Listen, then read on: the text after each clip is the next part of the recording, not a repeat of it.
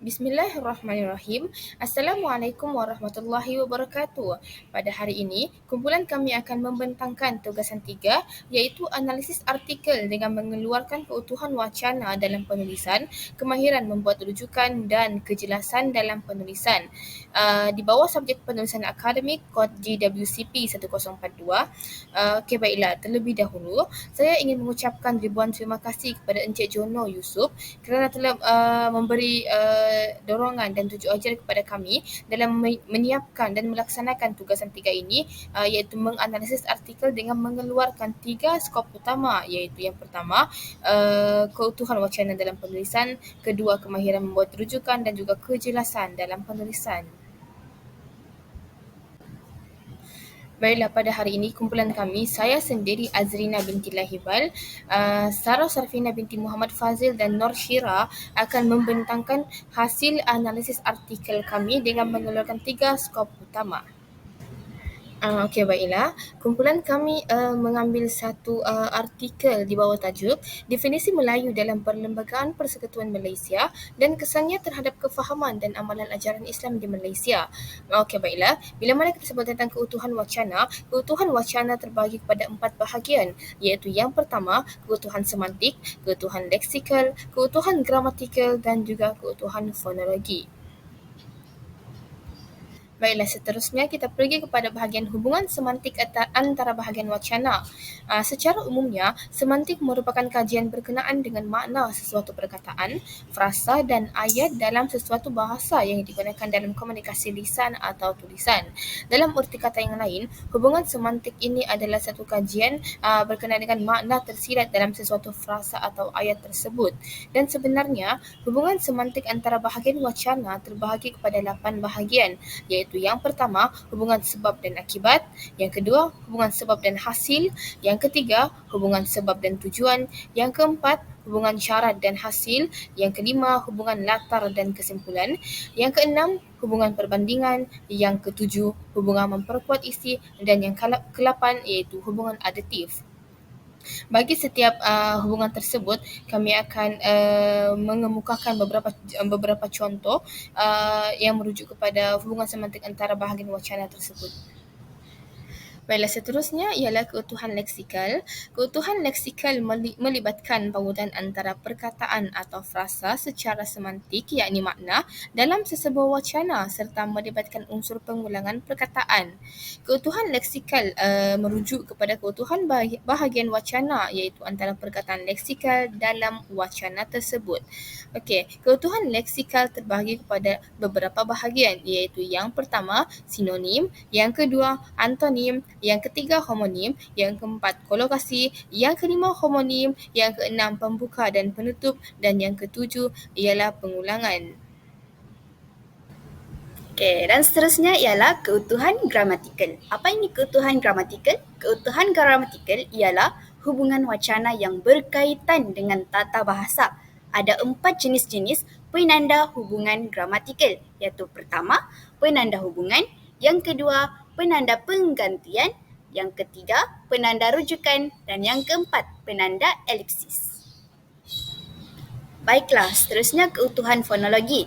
Keutuhan seperti yang kita sedia ketahui dalam keadaan sempurna tidak mempunyai sebarang kecacatan, kukuh padu dan teguh. Fonologi pula ialah bidang yang menyelidiki bunyi bahasa menurut fungsionalnya sahaja. Baiklah, keutuhan fonologi ini terbahagi kepada 3 bahagian, iaitu yang pertama, hentian suara, kedua, nada suara dan yang ketiga, intonasi. Okey, baiklah. Kita pergi kepada keutuhan wacana yang pertama, iaitu keutuhan semantik di bawah sebab dan akibat. Merujuk kepada artikel yang tertera, kami telah memberikan beberapa contoh yang menunjukkan kepada keutuhan semantik di bawah sebab dan juga akibat. Okey, yang pertama iaitu secara prinsipnya definisi Melayu di atas mempunyai kesan dari sudut perundangan dan sosial. Meskipun ia dilihat boleh memelihara akidah Islam seseorang Melayu, namun secara tidak langsung ia juga juga turut memberi kesan kepada amalan dan kefahaman.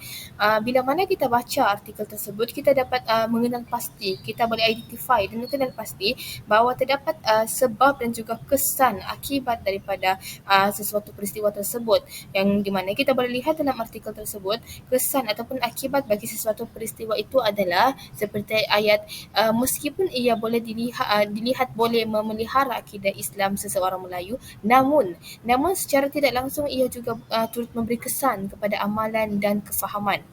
Berikut merupakan antara contoh artikel yang menunjukkan sebab dan juga akibat. Baiklah, yang seterusnya iaitu ayat, tradisi dan kebudayaan Melayu Melaka telah diwarisi dari generasi ke generasi sehingga membentuk budaya dan identiti Melayu. Kita lihat dalam perkataan sehingga membentuk budaya dan identiti Melayu, yang di mana ayat tersebut menunjukkan kepada kesan, menunjukkan kepada akibat. Okey, baiklah, yang seterusnya ialah sejak kedatangan Islam juga identiti Melayu secara perlahan-lahan telah dibentuk dan dipengaruhi oleh prinsip-prinsip atau elemen-elemen Islam. Dalam ayat tersebut, kita lihat bahawa kesannya, akibatnya ialah dalam ayat secara perlahan-lahan telah dibentuk dan dipengaruhi oleh prinsip-prinsip atau elemen-elemen Islam. Dan yang terakhir ialah selepas kurun ke-14 Masihi, terutamanya di bawah pemerintahan Kesultanan Melayu Melaka, penyebaran agama Islam berlaku dengan pesat di seluruh semenanjung tanah Melayu, yang di mana ayat tersebut menunjukkan kesan, iaitu pada ayat penyebaran agama Islam berlaku dengan pesat di seluruh semenanjung tanah Melayu. Seterusnya ialah keutuhan semantik di bawah sebab dan hasil. Berikut adalah antara contoh artikel yang kami keluarkan daripada artikel tersebut, contoh ayat yang menunjukkan antara sebab dan hasil. Okey, baiklah, kita pergi pada contoh yang pertama, iaitu persefahaman yang dirujuk sebagai kontrak sosial ini telah dipertimbangkan oleh Suruhanjaya Red dalam rangka Perlembagaan untuk Melayu. Hasilnya perkara 3 perlembagaan telah diperuntukkan bahawa Islam adalah agama persekutuan. Baiklah, kita lihat kepada perkataan hasilnya. Hasilnya di sini adalah merupakan ataupun menunjukkan kepada ayat hasil. So, kita boleh simpulkan bahawa artikel tersebut ataupun ayat tersebut adalah merujuk kepada keutuhan semantik di bawah sebab dan hasil. Okey, baiklah, yang seterusnya iaitu kedatangan agama Hindu Buddha telah menyebabkan masyarakat Melayu didedahkan dengan dewa-dewa Hindu. Kita lihat kepada perkataan didedahkan. Perkataan didedahkan itu adalah merujuk kepada hasil kedatangan agama Hindu Buddha ke negara kita. Dan yang contoh terakhir adalah proses Islamisasi dalam masyarakat Melayu, yakni proses asimilasi nilai Islam ke dalam masyarakat Melayu adalah suatu perkembangan ketara yang berlaku sejak permulaan kedatangan Islam ke tanah Melayu, dan proses ini masih berlaku sehingga kini, yang di mana kita boleh lihat dalam ayat tersebut adanya sebab dan juga adanya akibat dalam sesuatu peristiwa. Seterusnya ialah keutuhan semantik di bawah syarat dan hasil. Keutuhan semantik di bawah syarat dan hasil berikut merupakan contoh ayat dalam artikel yang kami analisis baru-baru ini. Baiklah, contoh ayat tersebut adalah bagi mengatasi kekeliruan dan kefahaman ini, artikel ini mensyadangkan agar masyarakat awam dan non-Muslim memahami Islam dari perspektifnya yang sebenar dan tidak secara total kepada pemerhatian terhadap amalan orang Melayu dan Muslim. Kita lihat bila mana kita menyebut tentang syarat dan hasil, kita boleh tahu bahawa dalam keutuhan semantik syarat dan hasil adanya harapan dan juga adanya cadangan dan juga adanya harapan. So, dalam ayat tersebut kita boleh lihat bahawa adanya harapan dan juga adanya cadangan yang menunjukkan kepada syarat dan hasil. Baiklah, seterusnya ialah hubungan semantik di bawah memperkuat isi. Berikut adalah contoh ayat dalam artikel yang kami keluarkan, iaitu dari kalangan Bumiputra Melayu membentuk kumpulan majoriti manakala sebahagian kecil yang lain ialah Bumiputra Sabah dan Sarawak. Jika dilihat pecahan penduduk mengikut agama pula, data terakhir pada Banci 2010 merekodkan Muslim membentuk 61.34% dari keseluruhan penduduk dan sebagainya. Okey, baiklah, kita lihat kepada ayat tersebut, apakah yang dimaksudkan dengan memperkuat isi. Maksud yang dikatakan dengan memperkuat isi adalah adanya bukti dalam sesuatu ayat tersebut yang menyokong ayat yang pertama. Okey, kita lihat dalam ayat tersebut, iaitu jika dilihat perpecahan penduduk mengikut agama pula, data terakhir pada Banci 2010. Kita lihat pada perkataan data terakhir pada Banci 2010, ayat tersebut adalah bukti yang menyokong ayat yang pertama. So kita boleh simpulkan bahawa ayat tersebut adalah hubungan semantik di bawah memperkuat isi kerana adanya bukti yang boleh menyokong ayat yang pertama. Okey, yang seterusnya ialah jumlah penduduk Muslim di Malaysia tidak terhad kepada kaum Melayu sahaja. Berdasarkan Banci 2010 di atas, 10% dari kalangan Muslim di Malaysia ialah bukan Melayu. Maksud di sini kita boleh lihat bahawa ayat tersebut mengandungi bukti yang boleh menyokong ayat yang pertama, iaitu buktinya berdasarkan Banci 2010 di atas. Maka kita boleh simpulkan bahawa ayat tersebut adalah hubungan semantik di bawah memperkuat isi. Okey, kita pergi pada seterusnya iaitu hubungan semantik di bawah hubungan aditif. Di mana hubungan aditif ini adalah ayat kedua akan menyokong pendapat ayat yang pertama. Baiklah, kita lihat kepada artikel yang tertera iaitu bagi sesetengah non-Muslim pula, mereka memahami Islam berdasarkan pemerhatian mereka kepada cara hidup masyarakat Muslim yang majoritinya Melayu. Tidak hairanlah ada di antara mereka yang menganggap jika ingin menjadi Muslim, seseorang perlu jadi Melayu, perlu pakai baju Melayu, baju kurung, makan makanan Melayu dan sebagainya. Baiklah, kita lihat kepada ayat tersebut, kita boleh tahu bahawa ayat kedua dia telah memberi maklumat tambahan bagi ayat yang pertama. Maka kita boleh simpulkan bahawa ayat tersebut merupakan hubungan aditif kerana adanya ayat kedua yang menyokong pendapat ayat yang pertama. Kita pergi kepada yang seterusnya iaitu ayat jumlah penduduk Muslim di Malaysia tidak terhad kepada kaum Melayu sahaja. Berdasarkan Banci 2010 di atas, 10% dari kalangan Muslim di Malaysia ialah bukan Melayu. Dalam kata lain, meskipun Melayu itu Muslim dan membentuk majoriti Muslim di Malaysia, namun masih terdapat Muslim di Malaysia yang bukan Melayu seperti Cina, India dan lain-lain. Baiklah, kita boleh simpulkan bahawa ayat tersebut adalah hubungan aditif. Mengapa?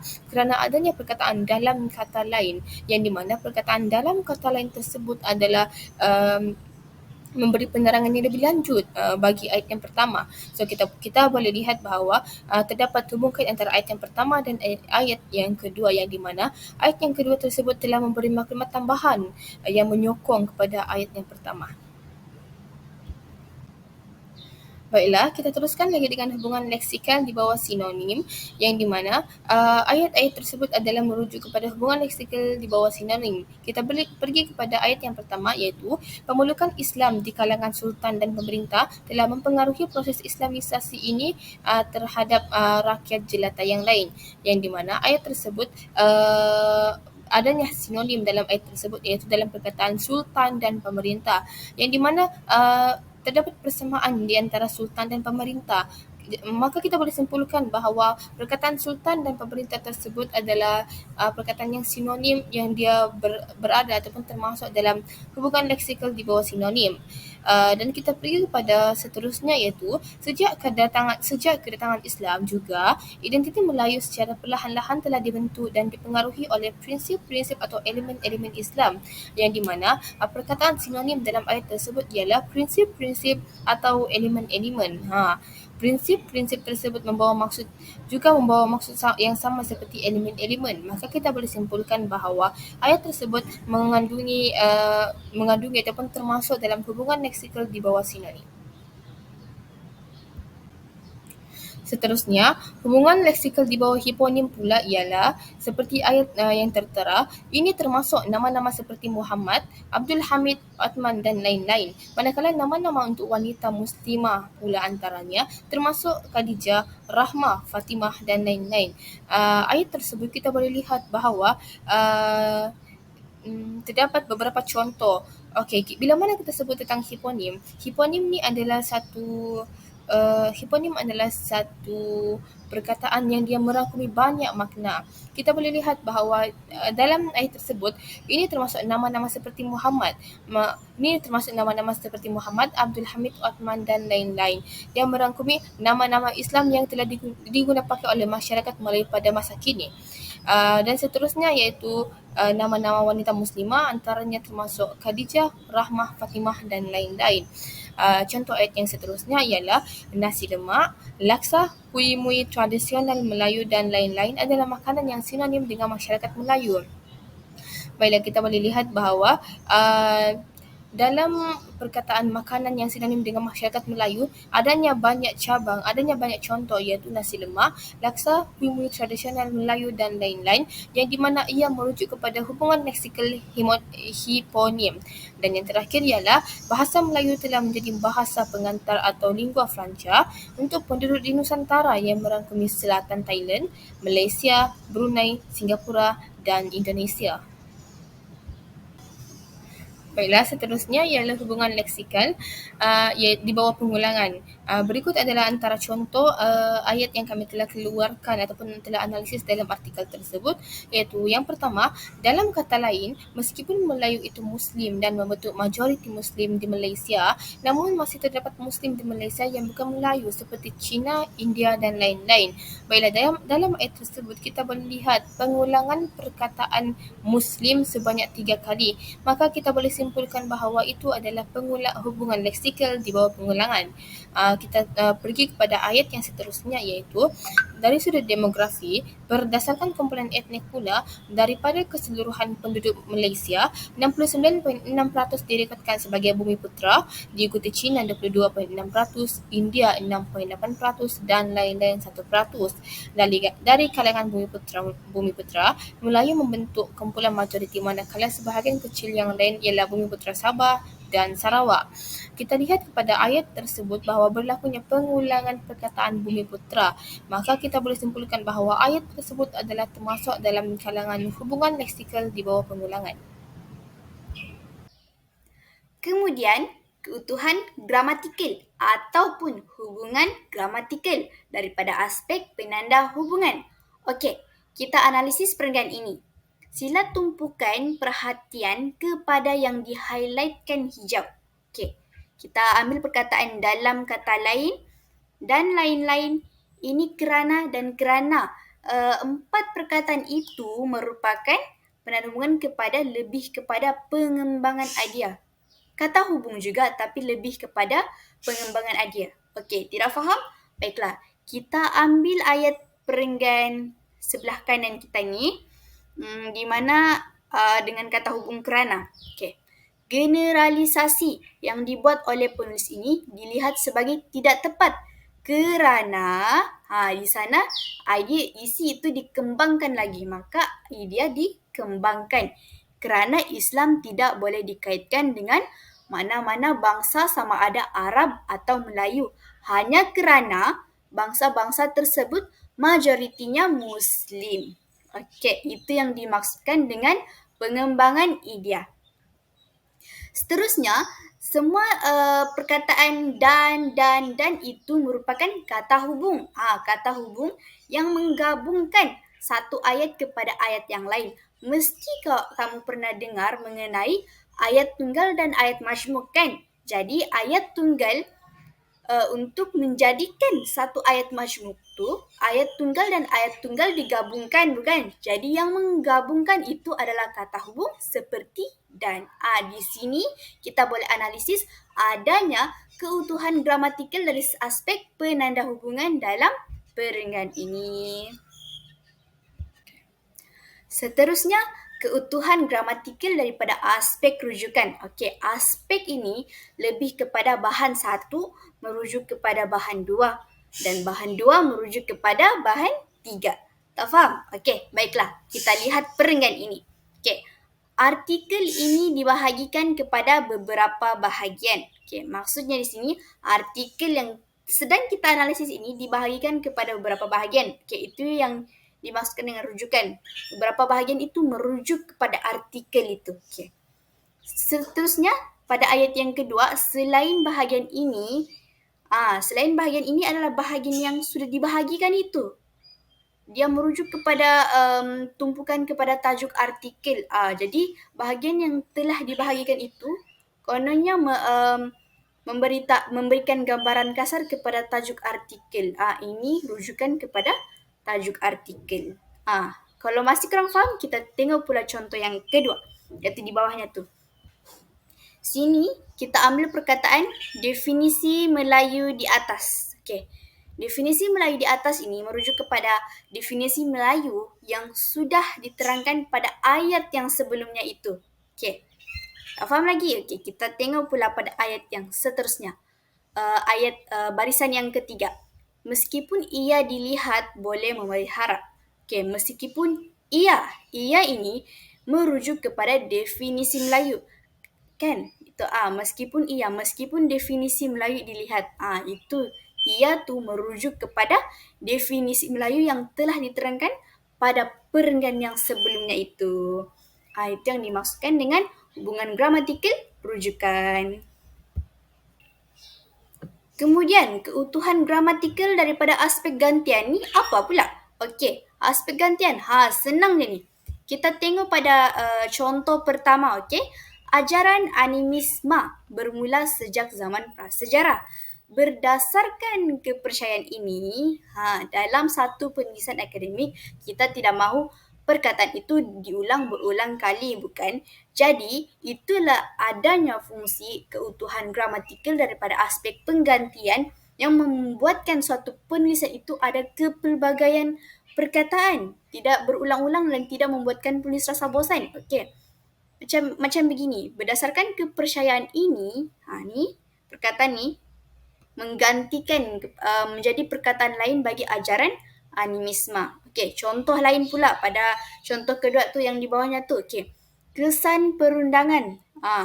Kesan perundangan dia digantikan dengan pada ayat yang seterusnya, barisan ke 1, 2, 3, 4 dari bawah. Start dari 4 dari bawah.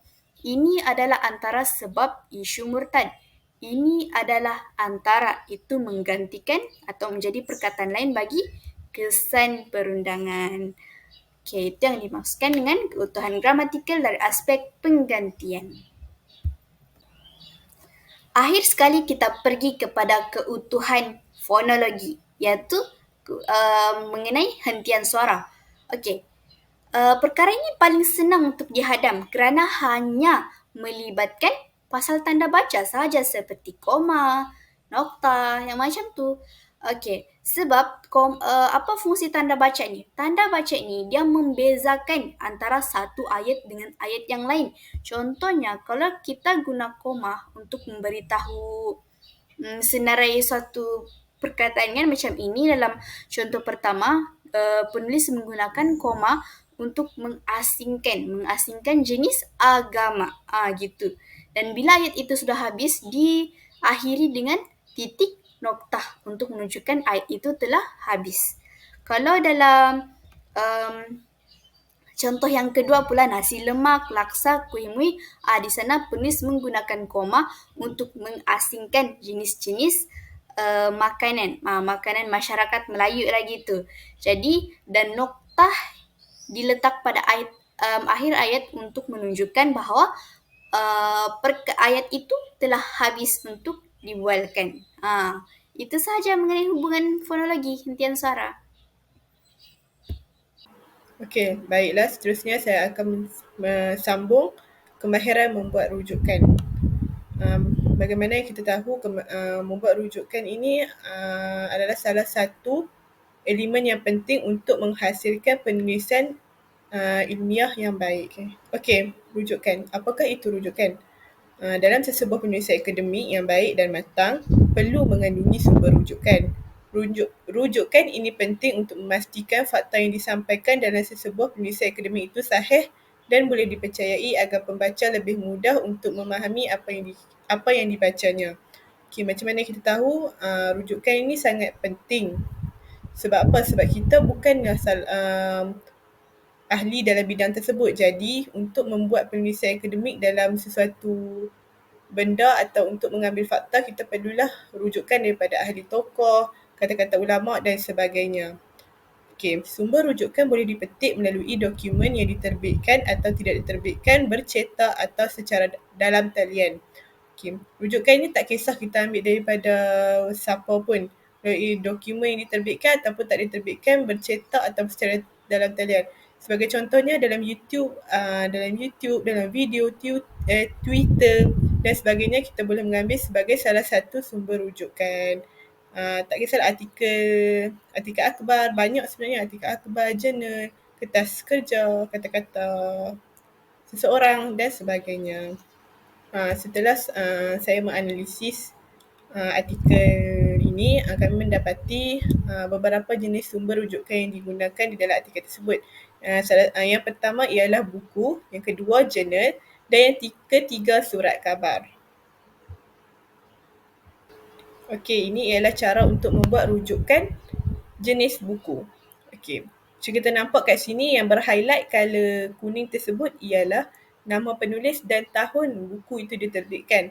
Manakala untuk yang berhighlight color hijau ialah tajuk buku.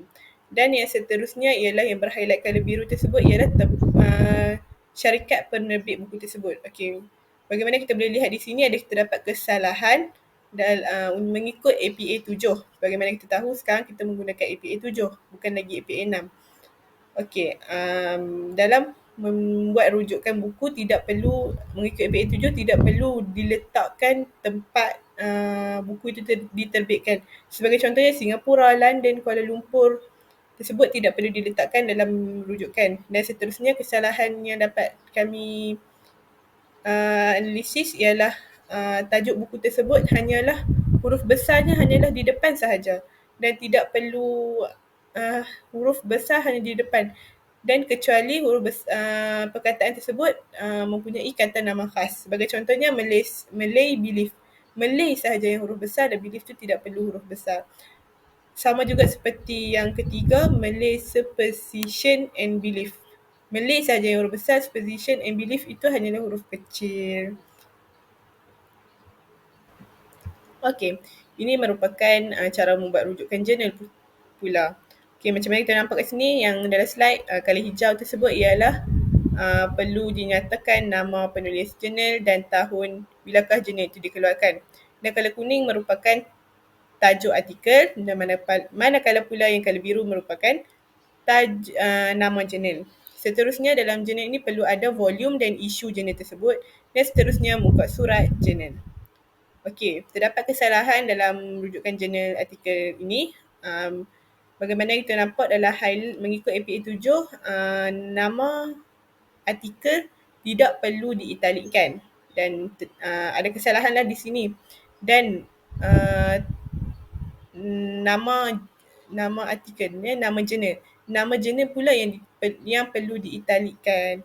So kat sini nanti kalau nak buat penulisan rujukan jurnal, bolehlah ikut rujukan yang sebenar. Jenis sumber rujukan yang terakhir saya dapati dalam artikel tersebut ialah surat khabar. Okey, macam mana yang kita tahu dalam elemen surat khabar, rujukan surat khabar perlu ada nama penulis, tarikh, tahun dan juga bulan surat khabar itu dikeluarkan, bukan nama surat khabar, nama artikel yang kita ambil itulah nama tajuk yang kita ambil dan nama surat khabar. Dan seterusnya kalau kita ambil daripada online, kita perlulah letakkan link surat khabar tersebut.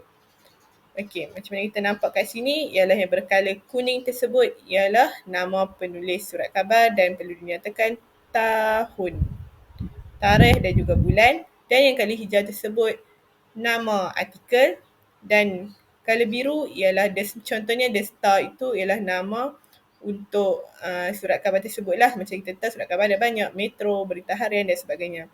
Dan surat khabar ini diambil daripada artikel online pula lah. Surat khabar ini diambil daripada dalam online, so perlu dinyatakan linknya. Itu sahaja untuk surat khabar. Okey, setelah saya menganalisis rujukan ini adalah salah satu rujukan yang baik lah. Bagi contoh ini, rujukan ini disusun, nama penulis itu disusun daripada huruf A sampai Z. Bagaimana contoh dalam artikel yang kami pilih ini ialah rujukan disusun pada huruf A, Surya Ahmad, Ali, Andaya, Anthony, Barnard, Bolton dan seterusnya lah, A, B, C, D sampailah ke Z. Dan tidak perlu diletakkan number dalam rujukan tersebut lah. Seterusnya, untuk membuat rujukan yang baik ini perlu barisan pertama ke dalam untuk barisan kedua dan seterusnya jika lebih daripada satu baris. Sebagai contoh sini, barisan pertama sahaja, contohnya Ahmad, Eti, Entan, Li 2003 sampailah habis tu, barisan pertama tu tidak perlu dimasukkan ke dalam. Dan bermula barisan kedua, ketiga dan seterusnya perlu dimasukkan ke dalam. Itulah cara untuk membuat rujukan yang baik. Okey, seterusnya sumber rujukan. Okey, sitasi. Sebelum itu sitasi. Apakah itu sitasi? Sitasi ialah nama-nama penulis atau sumber yang dinyatakan dalam penulisan dan hasil karya. Seterusnya, apakah pula rujukan? Rujukan ialah senarai maklumat rujukan untuk nama-nama yang telah dinyatakan dalam petikan karya penulisan yang muncul di akhir penulisan. So, sitasi ni dia ada dalam dia ada dalam penulisan. Rujukan pula dia ada di akhir penulisan. So, di belakang sekali lah. Okey, macam mana kita nampak kat sini? Sitasi Mokhtar 1979. Dan rujukan di belakang juga ada senarai maklumat rujukan tersebut. So, di sini bilangan rujukan haruslah sama dengan bilangan sitasi yang dinyatakan dalam penulisan. Jadinya contohnya, bukan contohlah, saya menganalisis rujukan artikel tersebut mempunyai 27 rujukan dan sitasi juga mempunyai 27 rujukan. Jadinya di sini artikel tersebut ialah artikel yang mencukupi syarat lah, kiranya lebih kurang macam itulah. Okey, itu sahaja daripada saya. Sebelum itu, akhir kata untuk membuat assignment, buatlah assignment yang rujukan, di bahagian rujukan ada, di sitasi pun ada nama penulis tersebut. Itu sahaja daripada saya. Sekian, terima kasih. Baiklah, seterusnya kita akan analisis artikel ini melalui aspek kejelasan dalam penulisan. Secara umumnya, jelas bererti mudah difahami, mudah dibaca, tidak memberi ruang untuk disalah tafsirkan, tidak bersifat samar-samar dan juga tidak kabur. Gaya penulisan akademik yang jelas menggunakan kata-kata yang pendek, ringkas dan jitu. Perkataan yang berbelit-belit dan terlalu panjang serta bersifat hyperbola akan menyebabkan penulisan itu sukar untuk difahami dan membuatkan pembaca hilang tumpuan. Dalam aspek ini, saya akan mempersembahkan 2 contoh sahaja, cukup untuk memberitahu apa yang dimaksudkan dengan kejelasan dalam penulisan.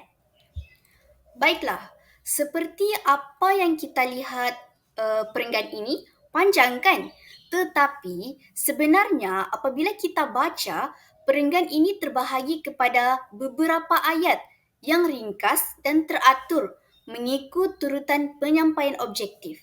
Sebenarnya kesemua ayat tersebut boleh digabungkan untuk menjadi satu ayat yang panjang, tetapi nanti akan menjadi berjela-jela dan pembaca pun sukar untuk membaca sehingga hilang minat. Okey, seperti yang kamu lihat di sini dalam karangan ini, penulis ada memberitahu bahawa pada ayat pertama penulis memberitahu bahawa anggaran jumlah penduduk Malaysia pada suku ketiga tahun 2020. Seterusnya, pada ayat kedua dan seterusnya pula ialah di mana penulis itu mengkelaskan penduduk Malaysia itu kepada beberapa kelas. Contohnya pada ayat kedua, penulis mengkelaskan penduduk Malaysia kepada warga negara dan juga kepada bukan warga negara. Manakala pada ayat yang ketiga, penulis menggunakan kelas dari kumpulan etnik. Contoh, Bumiputra, Cina, India dan juga lain-lain. Seterusnya pada ayat keempat, di sana penulis membahagikan Bumiputra yang dimaksudkan itu kepada berapa bahagian, iaitu 2. Bumiputra Sabah dan juga Bumiputra Sarawak. Dan ayat yang terakhir, di sana penulis mengkelaskan pula penduduk Malaysia ini kepada mengikut kumpulan agama, iaitu agama Islam, Hindu, Cina, Buddha dan juga sebagainya. Seperti yang kita lihat di sini, susunan informasi ini bersifat objektif dan tersusun. Penggunaan perkataan juga adalah formal dan tidak bersifat hyperbola secara terus. Penggunaan tanda baca seperti koma dan nokta tidak berlebihan dan bersesuaian mengikut penyampaian maklumat. Seterusnya, kita pergi pula ke contoh yang kedua, iaitu di sini maklumat dalam perenggan ini sedikit berbeza daripada contoh yang pertama kerana bukan dalam bentuk statistik. Okey, seperti yang kita lihat di sini, ayat pertama, di Malaysia, perbincangan tentang Islam dianggap tidak lengkap jika tidak merujuk kepada kaum Melayu dan budayanya. Di sini bermaksud perbincangan tentang Islam di Malaysia ini tidak lengkap selagi tidak dimention tentang kaum Melayu dan juga budayanya. Kemudian pada ayat yang kedua dan ketiga adalah huraian kepada isi pada ayat yang pertama itu. Okey, kita lihat di sini. Huraian yang pertama ini antara lain adalah kerana majoriti orang Islam di Malaysia adalah daripada kalangan orang Melayu. Huraian pertama. Di sana huraian pertama menjawab persoalan di isi yang ayat yang pertama. Kenapa di Malaysia perbincangan tentang Islam ni tidak akan lengkap selagi tidak dirujuk kepada kaum Melayu dan budayanya. Kerana di Malaysia ini majoriti orang Islam adalah terdiri daripada kaum Melayu. Seterusnya pada huraian kedua, selain itu, ia juga adalah kesan dari definisi Melayu sebagai Islam yang termaktub dalam perlembagaan sehingga menjadikan bangsa tersebut sebagai entiti etno-religious. Okey, secara ringkasnya, penulis menggunakan format isi tambah huraian 1 tambah huraian 2 dalam menerangkan kenapa kita rujuk balik kepada ayat pertama, kenapa perbincangan tentang Islam dianggap tidak lengkap jika tidak merujuk kepada kaum Melayu dan juga budayanya. Baiklah, berdasarkan dua contoh yang telah saya persembahkan sebentar tadi, kenapa kita perlu menitik beratkan aspek kejelasan dalam penulisan? Ini adalah kerana kejelasan ayat ini sangat penting untuk memberikan perhatian dalam sesuatu penulisan akademik agar lebih mudah difahami. Kejelasan isi pula penting untuk menyemak semula panjang pendek ayat. Ayat yang pendek boleh membantu koheren iaitu kesinambungan, sementara ayat yang panjang membantu kohesi iaitu kekuatan tarikan di dalam suatu penulisan akademik.